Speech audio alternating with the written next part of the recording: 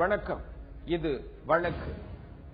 மனைவி, 2 குழந்தைகள், கொஞ்சம் நிலம், சொந்த வீடு என சந்தோஷமாக வாழ்ந்து கொண்டிருக்கும் ஒரு விவசாயி ஏழுமலை. இவர் திடீரென காணாமல் போகிறார். டிராக்டர் ஓட்டச் சென்றவரை காணவில்லை என ஹேபியஸ் கார்பஸ் மனு தாக்கல் செய்யப்படுகிறது. இந்த நிலையில் அந்த ஊரே அதிரும் ஒரு உண்மை வெளிப்பட்டது. ஒரு நாள் பொழுது விடிந்ததும் அந்த மலை சூழ்ந்த பசுமையான கிராமமே திடீரென பரபரப்பும் பதட்டமும் அடைந்தது.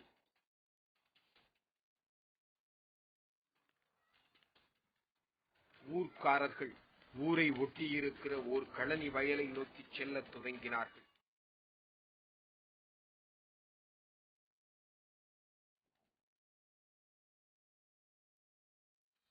அங்கு குவிந்த ஊர்க்காரர்களுக்கு அந்த களனியின் ஓரிடத்தின் மீது கவனமெல்லாம் இருந்தது.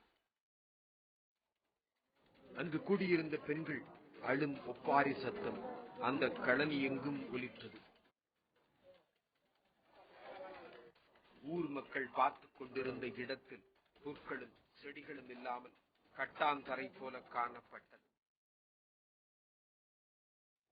காவல்துறையினர் அங்கு நின்று வேடிக்கை பார்த்தவர்களை சற்று தள்ளி தூர போகும்படி அப்புறப்படுத்திக் கொண்டிருந்தார்கள். காவல்துறையினர் ஓர் ஆணையும் பெண்ணையும் அழைத்து வருகிறார்கள். கட்டாந்தரை போன்று இருந்த அந்த இடத்தை காவல்துறையினரிடம் சுட்டிக்காட்டுகிறார்கள். ஆட்கள் அந்த இடத்தை தோண்ட ஆரம்பிக்கிறார்கள். மழை பிடித்துக் கொண்ட போதும் கூட தொடர்ந்து தோண்டப்படுகிறது. சற்று நேரத்திற்கெல்லாம் ஓர் ஆணின் உடல் அழுகிய நிலையில் காவல்துறையினருக்கு தென்படுகிறது. களனியில் கொன்று புதைக்கப்பட்ட அந்த ஆண் யார்? நேரில் வந்து அடையாளம் காட்டிய இந்த ஆணும் பெண்ணும் யார்?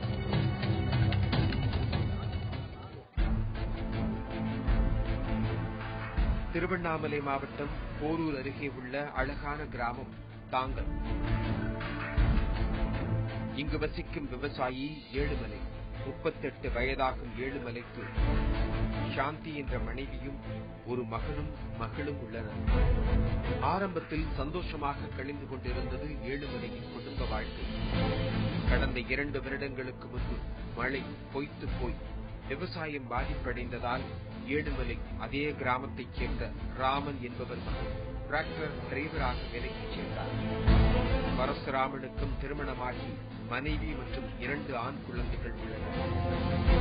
இந்த நிலையில் ஏழுமலை பரசுராமனிடம் வேலை பார்த்து வந்ததால் ஏழுமலை வீட்டிற்கு பரசுராமன் அடிக்கடி வந்து போவது வழக்கமாக இருந்தது. அப்போது ஏழுமலையின் மனைவி சாந்திக்கும் பரசுராமனுக்கும் தகாத உறவு ஏற்பட்டுள்ளது. இது ஏழுமலைக்கும் தெரியவர இருவரையும் கண்டித்துள்ளார்.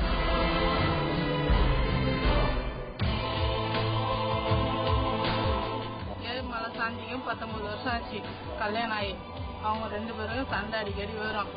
அவங்க பொண்ணும் தாயும் 2 பேரும் சேர்ந்து கூட ஒரு முறை அடிச்சாங்க. அவன் வச்சுங்கிற ஆளும் வந்து அந்த பொம்பளை அடிச்சாங்க. இது ஊரே தெரியும். ஆனால் சாந்தியும் பரசுராமனும் ஏழுமலையின் கண்டிப்பை பொருட்படுத்தவில்லை. தொடர்ந்து பழகி வந்திருக்கிறார்கள்.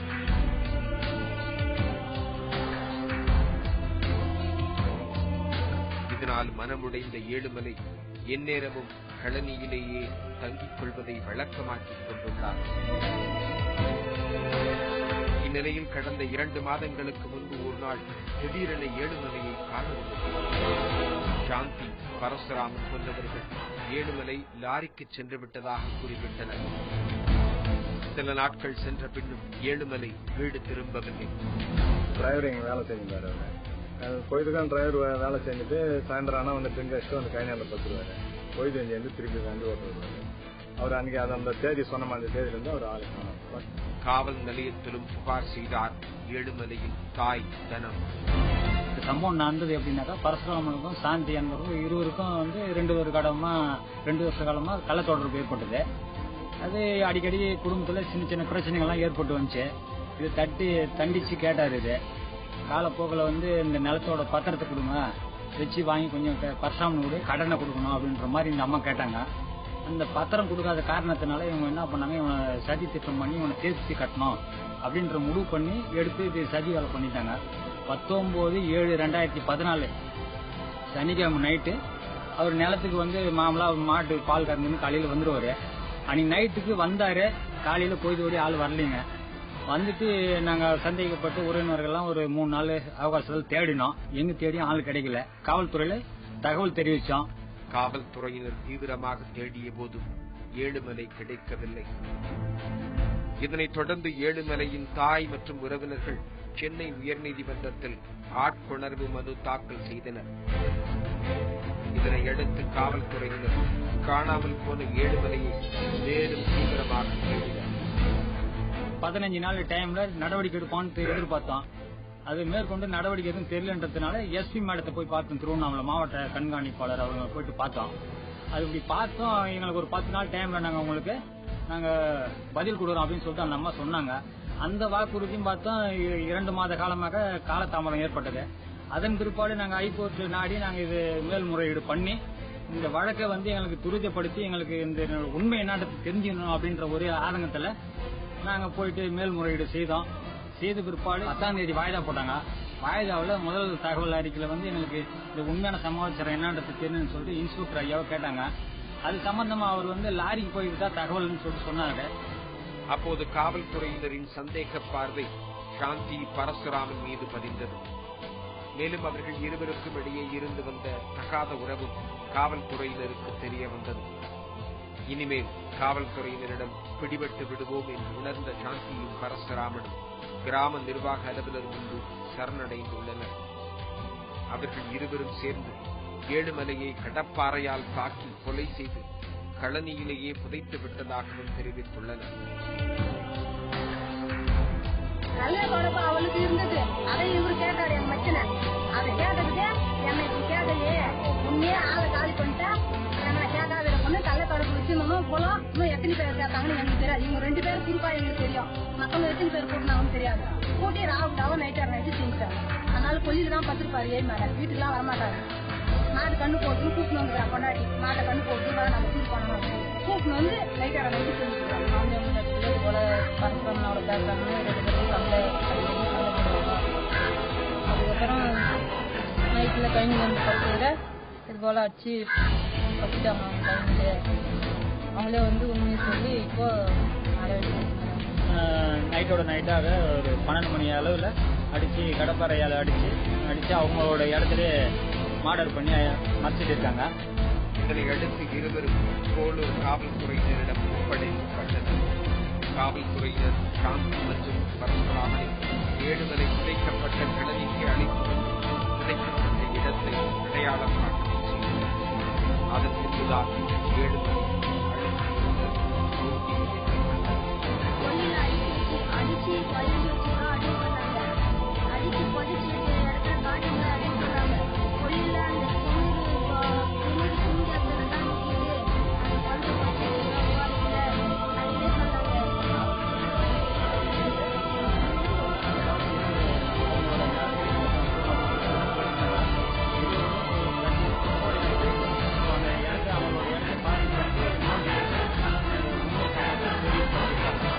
தாலி கட்டிய கணவனை தகாத உறவுக்காக கொலை செய்து இன்றைக்கு பள்ளி செல்லும் 2 குழந்தைகள் அனாதையாகி நிற்கிறார்கள். தந்தை கொடூரமாக கொலை செய்யப்பட தாய் சிறைக்கு சென்றுவிட குழந்தைகள் இன்று அனாதையாகி நிற்கின்றன. இதுபோன்ற சம்பவங்களால் அதிகம் பாதிக்கப்படுவது குழந்தைகளே. இந்த சம்பவத்திலும் அது நிரூபணமாகி உள்ளது.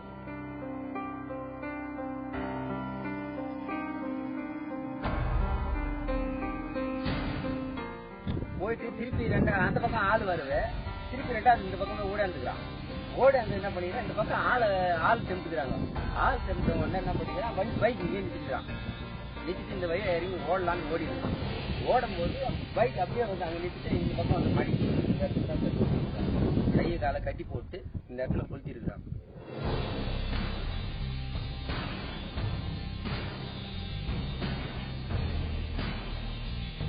சுதாகர் கடந்த ஞாயிற்றுக்கிழமை விடியற் காலையில் உடல் முழுவதும் தீக்காயத்துடன் வீட்டுக்கு வந்த சுதாகர் பெற்றோரிடம் தன்னை சிலர் வழிமறித்து தாக்கி உடல் மீது பெட்ரோலை ஊற்றி கொளுத்தி விட்டார்கள் என்று சொல்லி மயக்கமடைகிறார்.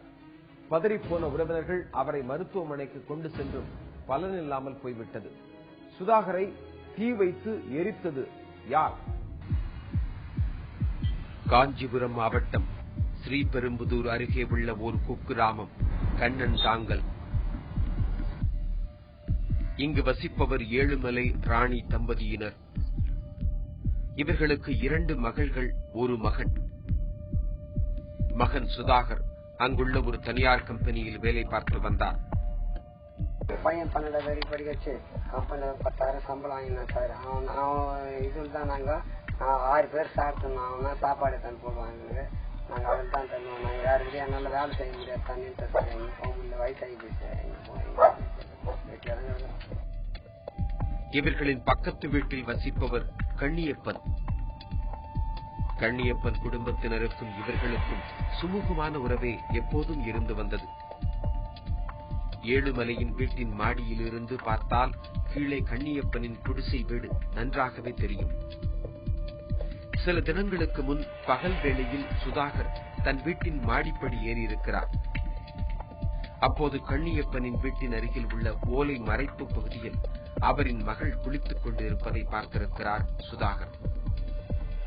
உடனே சுதாகர் அந்த பெண் குளிப்பதை தன் செல்போனில் படம் பிடித்ததாக கூறப்படுகிறது. படிக்கிறது மேல பையன் ஏற்று போனான் சுதாகர். அவங்க பொண்ணு கனிப்பு பொண்ணு வந்து பாத்ரூம் உள்ள குளிச்சிருந்தான். குளிச்சிருந்த வந்து போட்டோம் இந்த இதுல செல்லுல போட்டோ எடுத்தானோ. அதே பிரச்சனை தான், வேற எந்த பிரச்சனையும் அந்த ஒரு பிரச்சனை தான். அதனால வந்து அவங்க இந்த செஞ்சதுனால அந்த ஒரே சொல்லுதான் எங்களுக்கு அதில் தெரிஞ்சது. எங்களுக்கு அதான் தெரியும். பையனும் சொல்லலை, அவங்களும் வந்து எங்க கை சொல்லலை. இது மாதிரி எங்க பொண்ணு வந்து குளிக்கும் எங்க பையன் பார்த்தான் அப்படின்றது என் கை சொல்லலை. இது என்ன நடந்த சம்பவம். இதை குளித்துக் கொண்டிருந்த அந்த பெண்ணும் பார்த்துவிட உடனே அவர் கண்ணியப்பனிடமும் கூறியிருக்கிறார்.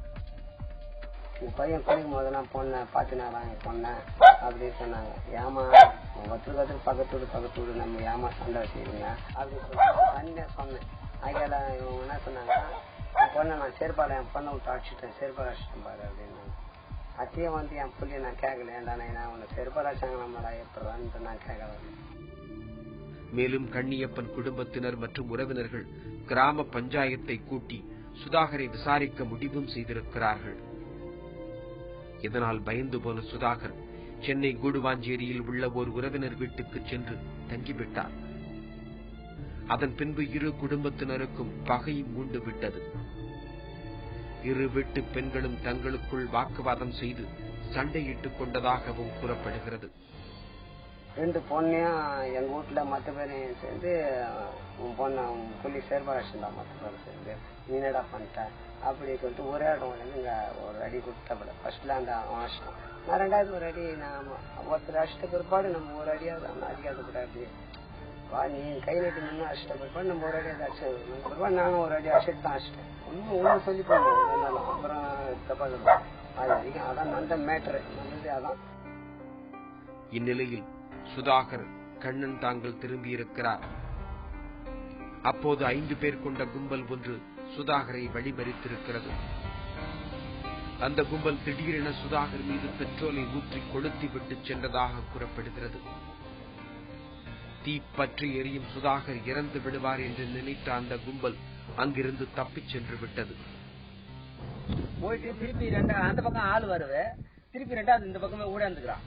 ஓடாந்து என்ன பண்ணிக்கிறேன், இந்த பக்கம் ஆள் தெம்பிக்கிறாங்க. ஆள் தெம்பிட்ட உடனே என்ன பண்ணிக்கிறான், பைக் இங்கே நிறுத்திக்கிறான். நிறுத்திட்டு இந்த வழியை இறங்கி ஓடலான்னு ஓடி இருக்கிறான். ஓடும் போது பைக் அப்படியே வந்து அங்க நிறுத்திட்டு இந்த பக்கம் வந்து மடிச்சு இந்த இடத்துல கொளுத்தி இருக்கிறாங்க. கையை காலை கட்டி போட்டு இந்த இடத்துல கொளுத்தி இருக்கிறாங்க. ஆனால் சுதாகர் உடல் முழுவதும் தீக்காயத்துடன் வீட்டுக்கு வந்திருக்கிறார். பெற்றோர்கள் பயந்து அலறிவிட்டனர். உடனே ஆம்புலன்ஸ் வரவழைக்கப்பட்டு சுதாகரை சென்னை கீழ்ப்பாக்கம் அரசு மருத்துவமனைக்கு கொண்டு சேர்த்தனர். கத்தணும் ஐயோ கத்த வச்சு கூட அந்த வழியை வந்து பார்த்தா நம்ம குழந்தைட்டாங்க. என்னடா கேட்டா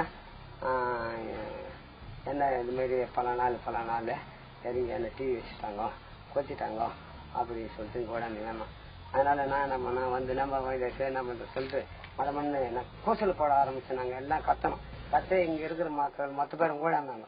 வந்து ஆம்புலன்ஸ்க்கு போன் பண்ணாங்க. 8 பின் ஸ்ரீபெரும்புதூர் காவல் நிலையத்திலும் புகார் கொடுக்கப்பட்டது. இதனையடுத்து காவல்துறையினர் கீழ்ப்பாக்கம் அரசு மருத்துவமனைக்கு சென்று தீவிர சிகிச்சை பெற்று வரும் சுதாகரிடம் வாக்குமூலமும் பெற்றனர். பக்கத்து வீட்டு கண்ணியப்பன், அவரது சகோதரர் முருகன், உறவினர் முருகன், இது தவிர 2 ஊர்க்காரர்கள் என மொத்தம் 5 பேர் கொண்ட கும்பலை அடையாளம் காட்டியிருக்கிறார் சுதாகர். காவல்துறையினர் இந்த 5 பேர் மீது வழக்கு பதிவு செய்து அந்த பகுதியிலேயே தலைமறைவாக இருந்த அவர்களை கைதும் செய்தனர். இதனிடையே சென்னை கீழ்ப்பாக்கம் அரசு மருத்துவமனையில் தீவிர சிகிச்சை பிரிவில் சிகிச்சை பெற்று வந்த சுதாகர் சிகிச்சை பலனின்றி பரிதாபமாக இறந்து போனார். அதெல்லாம் வந்து சந்தோஷமாக இருந்தோம். அதனாலதான் நாங்க பையனை கேர்லெஸ்ஸா விட்டுட்டோம். வேலைக்கு போவோம், வருவான், நைட்ல வருவான், எப்போ வேணாலும் வருவான், போவான். அதனால நாங்க என்னன்னா என் குழந்தை நாங்க கடிச்சு பண்ணிட்டு இருக்கோம். வந்து நம்ம குழந்தை வந்து சாப்பிடுது அப்படி செஞ்சு யாரோ அப்பா அம்மா விட்டுருவாங்களா, கண்டிஷன் பண்ண இது தெரியாது சமாச்சாரம். அதுதான் நடந்தது. தன் பக்கிர புத்தியினால் குளிக்கும் பக்கத்து வீட்டு பெண்ணை செல்போனில் படம் பிடித்தது மட்டுமே சுதாகரை தீ வைத்து கொளுத்தியதற்கு காரணமா? இல்லை, இதன் பின்னணியில் வேறு காரணம் ஏதாவது உள்ளதா என்று தற்போது காவல்துறையினர் தீவிரமாக விசாரணை மேற்கொண்டு வருகிறார்கள். விரைவில் தெரிய வரும் உண்மை. சுதாகர் பக்கத்து வீட்டு பெண் குளிப்பதை செல்போனில் படம் பிடித்ததாக சொல்லப்படுகிறது. அதிர்ச்சி அளிக்கிறது.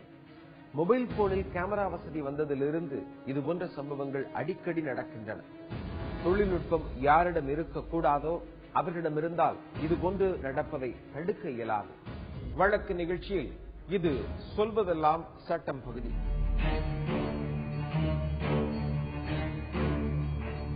ஒரு வழக்கில் கைது செய்யப்பட்டவர்களின் வாக்குமூலத்தின் அடிப்படையில் போலீசார் குற்றப்பத்திரிகை தாக்கல் செய்ய முடியுமா? வழக்கில் சாட்சிகளின் வாக்குமூலத்தை பெறவில்லை, கண்கண்ட சாட்சிகளும் யாரும் இல்லை. வழக்கின் அனைத்து ஆதாரங்களும் அதே வழக்கில் குற்றம் சுமத்தப்பட்டவர்களின் வாக்குமூலத்தின் அடிப்படையில் உருவாக்கி நீதிமன்றம் அனுப்ப முடியுமா? சட்டம் என்ன சொல்லுகிறது? எந்த ஒரு குற்ற வழக்கிலையும் முதல் தகவல் அறிக்கை பதிவு செய்யப்பட்ட பிறகு காவல்துறையினுடைய விசாரணை தொடங்கி விடுகிறது. அந்த வழக்கில் கிடைக்கக்கூடிய ஆவணங்கள், வாக்குமூலங்கள் மற்றும் அந்த பொருள், அந்த வழக்கில் சம்பந்தப்பட்ட பொருள்லாம் கைப்பற்ற உடனே எந்த விதமான ஒரு தாமதமின்றி அது உடனடியாக சம்பந்தப்பட்ட நீதிமன்றத்திற்கு, நடுவர் நீதிமன்றத்திற்கு அனுப்பி வைக்கணும்னு சொல்லி சட்டம் எதிர்பார்க்கிறது. அந்த நீதிமன்றத்திற்கு அது வந்து போறதான அடிப்படை விஷயமே என்ன அப்படின்னா, நீதிமன்றம் அதை கண்காணிக்கிறது, அந்த வழக்கினுடைய போக்கு எப்படி போய் கொண்டிருக்கிறது, என்ன ஆவணங்கள்லாம் முறையாக வந்து கொண்டிருக்கிறவா அப்படிங்கறதெல்லாம் வந்து ஆய்வு செய்வதற்கு தான். அப்படிப்பட்ட சூழல்ல ஒரு வழக்குல புகார் பதிவு செய்யப்பட்ட பிறகு அது கோர்வையாக ஒரு சங்கிலி தொடர் போல வந்து அந்த வழக்கின் விசாரணை போக வேண்டும். அதாவது அந்த வழக்குல வந்து எதுக்காக அந்த குற்ற செயல் நடைபெற்றிருக்கிறது, அந்த குற்ற மனம் என்ன, என்னத்துக்காக செஞ்சிருக்கிறாங்க, கூட்டு சதி ஏதாவது இருக்கிறதா, அது அப்படிப்பட்ட சூழல்ல யார் யாருக்கு சம்பந்தம் இருக்கிறது, என்ன அடிப்படையில் அந்த குற்ற செயல் புரியப்பட்டிருக்கிறது, அதற்கு பிறகு அந்த வழக்கின் சொத்துக்கள், அதாவது அது களவாடப்பட்ட ஒரு விஷயமாக இருக்கும் பட்சத்துல பணமோ நகையோ எடுத்து அது வந்து கடத்தப்பட்டிருந்தாலோ இல்ல அங்கிருந்து கையகப்படுத்தப்பட்டிருந்தாலோ சரி, அப்படிப்பட்ட விஷயங்கள்ல அது எங்கு போயிருக்கிறது, அந்த அடிப்படையில அதுல சம்பந்தப்பட்ட எதிரிகள் யாரு, அந்த குற்றம் சாட்டப்பட்ட நபர்களுடைய கைது நடவடிக்கை, அவங்களுடைய ஒப்புதல் வாக்குமூலம் மற்றும் அவங்களுடைய ஒப்புதல் வாக்குமூலத்திலிருந்து தரக்கூடிய விஷயங்கள், சங்கதிகள், அதாவது வழக்குல சம்பந்தப்பட்டிருக்க அந்த குற்ற வழக்குல சம்பந்தப்பட்டிருக்க பொருட்கள், ஒருவேளை கொலையாக இருக்கும் பட்சத்துல கொலைக்காக பயன்படுத்தப்பட்ட ஆயுதங்கள், இல்ல அது ஒரு குற்ற வழக்காக இருந்து பணத்துக்காகவோ நகைக்காகவோ ஏதோ ஒரு பொருளுக்காகவோ அது இருக்கும் பட்சத்துல அந்த ஆவணங்கள் எங்க இருக்கிறது, அந்த பொருட்கள் எங்க இருக்கிறது அப்படிங்கறத வந்து கைப்பற்றுதல், அதற்கு தேவைப்படும் வந்து மகசர், சாட்சிகள் மூலமாக கைப்பற்றப்படுதல், சீசர் மகசர், ரெக்கவரி மகசர் அப்படிங்கிற அடிப்படையில அதெல்லாம் கைப்பற்றப்பட்டு இப்படி ஒவ்வொரு விஷயமாக ஒரு சங்கிலி தொடர் போல ஒரு வழக்கு போகணும். அப்படிதான் வந்து உச்சநீதிமன்றம் வழிகாட்டுதல் அளித்திருக்கிறது, சட்டமா தான் எதிர்பார்க்கிறது. அப்படிப்பட்ட சூழல்ல குற்ற செயல்ல வந்து சம்பந்தப்பட்டிருக்க நபர்கள் வந்து தரக்கூடிய ஒப்புதல் வாக்குமூலங்கள், அது வந்து சட்டப்பிரிவு 27 இந்திய சாட்சிய சட்டம் 1872 அந்த சட்டத்தின் அடிப்படையில வந்து ஒரு நபர் கொடுக்கக்கூடிய ஒரு சாட்சியமானது, அது வாக்குமூலமானது எந்த அடிப்படையில ஏற்றுக்கொள்ளலாம், அது எந்த அளவுக்கு ஏற்றுக்கொள்ளலாம் அந்த சட்டப்பிரிவு விளம்புகிறது. போலீஸ் விசாரணையில அந்த கைது செய்யப்படக்கூடிய நபர்களை பொறுத்த வரைக்கும் அவங்க தரக்கூடிய ஒப்புதல் வாக்குமூலம், அந்த வாக்குமூலத்தின் அடிப்படையில அவங்க சொல்றாங்க, நான் இங்க பிறந்தேன், என்னோட அப்பா அம்மா இந்த முகவரியில் இருக்கிறாங்க, நான் என்ன படிச்சிருக்கிறேன், இந்த அடிப்படையில என்னோட தொழில் இப்படி இருந்தது, இதுல வந்து இந்த வழக்கு சம்பந்தமாக ஏற்படக்கூடிய அந்த குற்ற மனம் எப்படி வந்துச்சு, அதுக்கான மோட்டிவ் அப்படிங்கிற சொல்ல விஷயங்கள் எல்லாமே குறிப்பிட்டு அது சம்பந்தமாக அதன் பின்னாடி வந்து என்ன அடிப்படையில இந்த குற்ற செயல் புரிஞ்சேன் அப்படிங்கறதெல்லாம் சொல்லப்பட்டு வந்தாலும் அது வாக்குமூலமாக பதிவு செய்யப்படுகிறது சாட்சிகள் முன்னிலையில். ஆனா அதுல வந்து அட்மிசபிள் போர்ஷன், அதாவது சட்டத்தால் ஏற்றுக்கொள்ளக்கூடிய பகுதி அப்படிங்கறத பொறுத்த வரைக்கும் அந்த குற்ற வழக்குல எப்படி தன்னுடைய சம்பந்தம் என்ன அப்படிங்கறத விட்டுட்டு அந்த குற்ற வழக்குல சம்பந்தப்பட்டிருக்கிற பொருட்களை பொறுத்த வரைக்கும் என்னை அழைத்து சென்றால் நான் இந்த இடத்துல இந்த ஒரு வீட்டுல இருக்கக்கூடிய ஒரு அறையில அங்க இருக்கிற ஒரு அல்மேரால நான் ஒரு பொருள் வச்சிருக்கிறேன், அது இந்த குற்ற வழக்கு சம்பந்தப்பட்டது, அதை நான் எடுத்து தருகிறேன் அப்படின்னு சொல்லி அது அறுதியிட்டு கூறக்கூடிய விஷயத்தை மட்டுமே வந்து சட்டத்தால் அனுமதிக்கப்பட்ட பகுதியாக நீதிமன்றம் பார்க்கிறது, சட்டம் பார்க்கிறது. அதை பொறுத்த வரைக்கும் leading to the discovery of recovery, அதாவது ஒரு குற்ற வழக்குல சம்பந்தப்பட்டிருக்க பொருளை பொறுத்த வரைக்கும் அதை வந்து அந்த வழக்குல வந்து அதனுடைய அறிவுரை தெளிவுரையாக இது இருக்கு அப்படிங்கறத வந்து விவரிக்கக்கூடிய ஒரு பங்காக இருக்கணும் அப்படிங்கறதான் சொல்லுது leading to the discovery of recovery. அந்த அடிப்படையில ஒரு பொருள் கைப்பற்றப்பட்டு அதுவும் சாட்சிக்கு முன்னாடி கைப்பற்றப்பட்டு அது சட்டம் வந்து அதை ஒரு செவ்வனே வந்து உண்மையான விஷயமாக பார்க்கிறது. அது இல்லாம ஒரு குற்றம் சாட்டப்பட்ட நபர் வந்து அவர் அளிக்கக்கூடிய வாக்குமூலங்களை மட்டும் வைத்துக் கொண்டு அவரை வந்து தண்டித்து விடலாம் அப்படிங்கறத வந்து சட்டம் ஏற்றுக்கொள்ளாது. ஏன்னா அவங்க உண்மையான குற்றம் சாட்டப்பட்ட நபர்களாக வந்து இருக்கலாம், அப்படி இல்லாம வேறு நபர்களை காப்பாற்றுவதற்காகவும் அவங்க சரண்டரா இருக்கலாம். அப்படிங்கிற பட்சத்துல உண்மை குற்றவாளிகள் வந்து அவங்க தப்பிச்சு போவதற்கான வாய்ப்பும் இருக்கிறது, அப்பாவிகள் வந்து மாட்டிக்கொள்வதற்காக இருக்கக்கூடிய வாய்ப்புகள் இருக்கிறது. ஆகவே ஒரு சங்கிலி தொடர் போல இருக்கக்கூடிய விஷயங்களை வந்து யார் யாருக்கு என்ன தொடர்பு இருக்கிறது, அவங்களுடைய பங்களிப்பு என்ன, சாட்சிகள் என்ன சொல்றாங்கிறது ஒரு சங்கிலி தொடர் போல இருக்க வேண்டும். அப்படி எங்க எல்லாம் வந்து அந்த செயின் மிஸ் ஆகிறதோ, அந்த சங்கிலி தொடர் அறுபட்டு போகிறதோ, அப்படிப்பட்ட சூழல் வந்து அது குற்றம் சாட்டப்பட்ட நபருக்கு சாதகமாக இருக்கணும்னு சொல்லி உச்சநீதிமன்றம் சொல்கிறது. ஆகவே இறுதி அறிக்கையை பொறுத்த வரைக்கும் வெறும் எதிரியுடைய ஒப்புதல் வாக்குமூலம் மட்டும் இருந்தா காவல்துறையினர் வந்து பொய்யான நபர்களை வந்து ஒரு வழக்குல காமிச்சிடலாம் அப்படிங்கறத வந்து சட்டம் பார்க்கிற காரணத்தினால எந்த ஒரு வழக்காக இருந்தாலும் சரி, அந்த பங்களிப்பு சாட்சிகள் வாயிலாகவும் சரி, ஆவணங்கள் வாயிலாகவும் சரி, அது கண்ணால் கண்ட சாட்சி மற்றும் செவிவழி செய்தி மற்றும் அந்த குற்ற செயல் என்னென்ன பங்களிப்பு இருக்குது அப்படிங்கிற விஷயங்கள் எல்லாம் வந்து அது கோர்வையாக இருந்து அந்த ஆவணங்கள் அடிப்படையில இறுதி அறிக்கை வந்து நீதிமன்றத்துக்கு போகணும் அப்படின்னு சொல்லி சட்டம் எதிர்பார்க்கிறது. மீண்டும் வேறொரு வழக்கோடு உங்களை சந்திக்கிறேன். நன்றி, வணக்கம்.